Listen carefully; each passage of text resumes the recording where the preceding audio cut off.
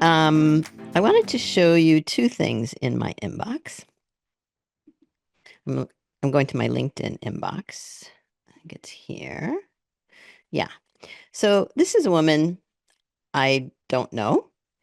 Um, I think she reached out to connect to me, and whenever someone does that, I always say yes, almost always say yes. And my response, because yeah, she's a ghostwriter, she's a business coach, she's a content marketing consultant. I felt like, okay, we've got a few things in common. So I wrote in response to her connecting with me, "Hi Liz, Happy New Year, and thanks for connecting. Sounds like we have a few things in common." That's a line you could use, by the way. Take it.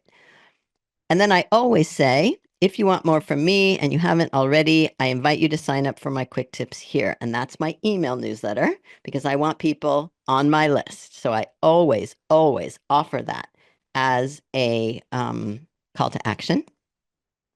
And she wrote back and she said, "Hey, Elise, very happy to be connected here now. I'm actually glad you DM'd me because I think there's an amazing opportunity for us to collaborate. I run a ghostwriting agency called Heflin Media Group." So maybe some of you ghostwriters want to reach out to her.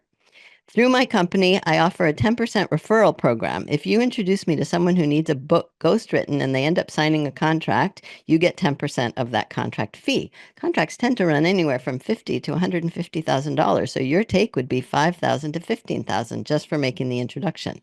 Is this a collaboration you'd like to pursue? I'd love to chat about it. Feel free to grab a time on my calendar that works for you. Thanks, Liz."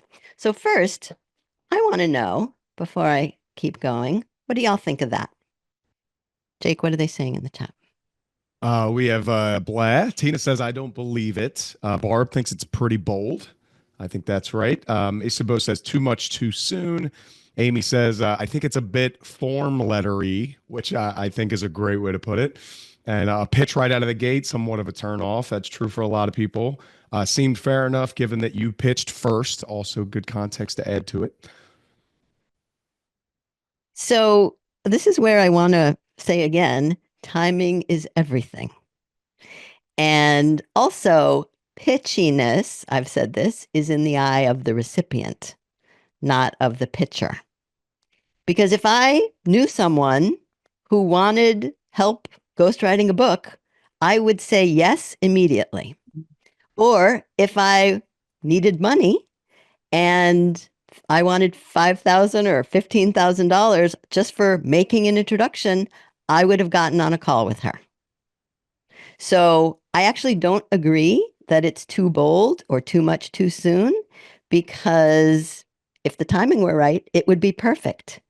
But the reality is, I have lots of ghostwriters at my disposal that I would prefer to introduce people to. And I'm not desperate for money. So that pitch didn't appeal to me. It didn't bother me, but it didn't appeal to me. I did not respond. So that was on, let's look again. Let's share my screen. So this was on, I guess it must have been December 31st. We were working on New Year's Eve. Okay, so then I'll go over here.